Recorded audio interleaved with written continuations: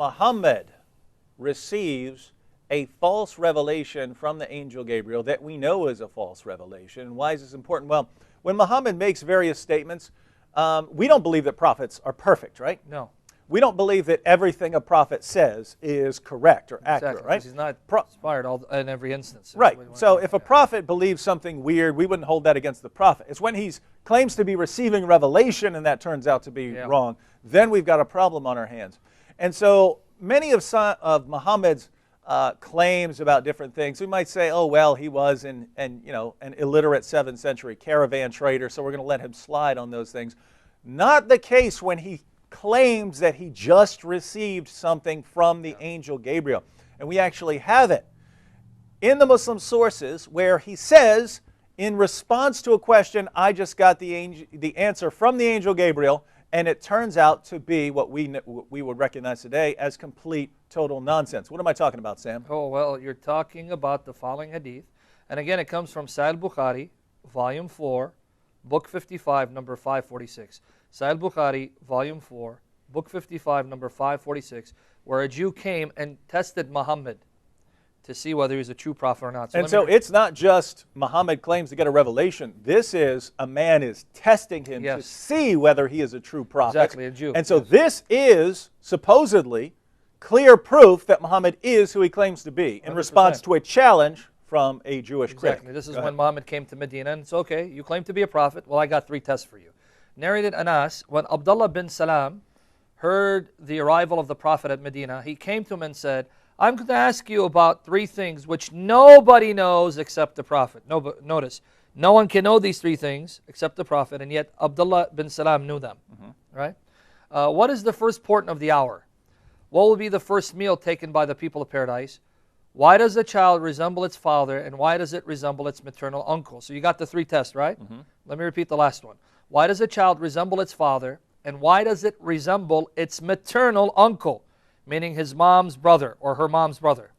Allah's apostle said, now watch this, Gabriel has just now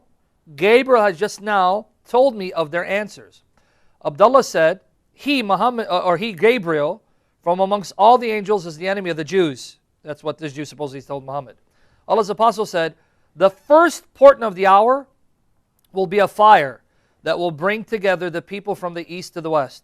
The first meal of the people of paradise will be extra lobe. Here it says cow date lobe. Yeah, it's fish. A fish liver. It's fish guts. That will be the meal that they're going to eat in paradise, right? Yeah, that's what they want. As for the resemblance of the child to its parents, if a man has sexual intercourse with his wife and gets discharged first, the child will resemble the father. And if the woman gets discharged first, the child will resemble her. On that, Abdullah bin Salam said, I testify that you are the apostle of Allah. Abdullah bin Salam further said, O Allah's apostle, the Jews are liars. And if they should come to know about my conversion to Islam before you, ask them about me, they would tell a lie about me. Now, I can stop there. You got the point, right? Yeah, here's the point. Muhammad has asked 3 questions to test whether he's a prophet, because only a prophet knows the answers to these questions.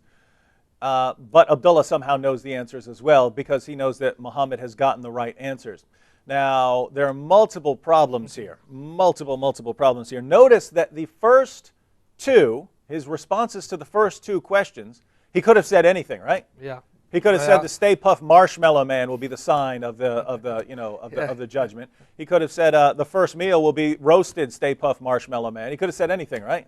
He could have said anything. It hasn't happened yet, so there's no way to say, aha, you are a prophet because you've given the correct answer. So he's asked, what's a sign, about a sign of something that's going to occur. Hasn't happened yet, so Muhammad speaks confidently. I know what it is. It's a fire that unites the east and the west. And then he's asked about the first meal in paradise. Well, how are you going to know that? Again, you could say anything. You could say fish liver. You could say pork rinds. Yeah, you could say pork rinds. You can say whatever you want, right?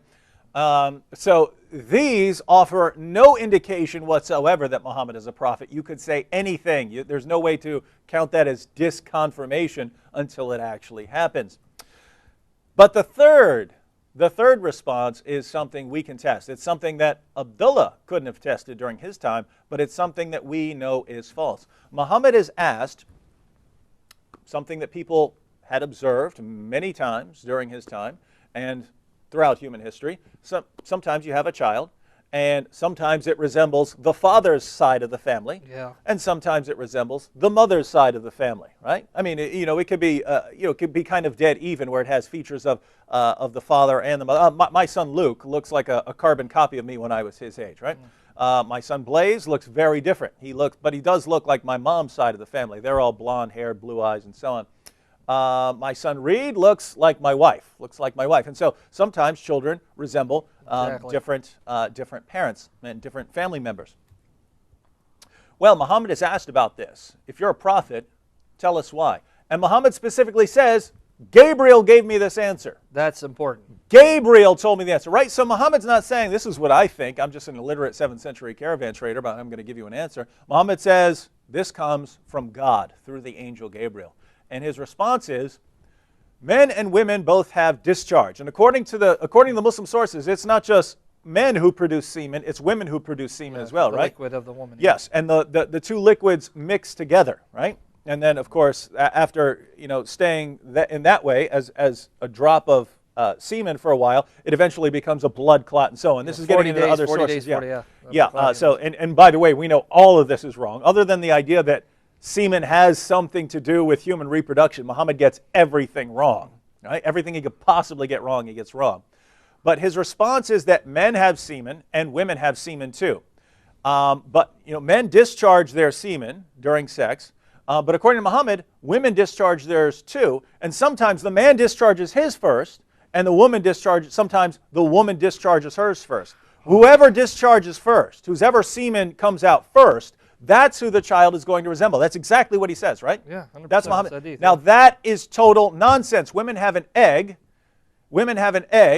And it's released a long time. It's released a long time before the man has his discharge inside the woman, because the egg has to travel. The egg has a lot of traveling to do before it eventually gets to a place where the semen can fertilize it. So children should always resemble the woman. And let me explain it differently, right? Women don't have a discharge that's similar to men, right? So Muhammad's just totally wrong there. The only way to try and reconcile this would be for a Muslim to say, oh, it really means the egg. It really means the egg, which is what the woman contributes to the process. Well, if you're talking about the egg that isn't released during sexual intercourse. The egg has already been traveling, right? The egg's been traveling for days. So the only way you could try and reconcile that would be that's what the female's discharge is. It's the egg. But if that's the case, then all children should always resemble their mother 100%. Exactly. Is that the case? No. And here's the point. What Muhammad said from a scientific perspective is total, utter nonsense. I mean, he couldn't be more wrong if he tried.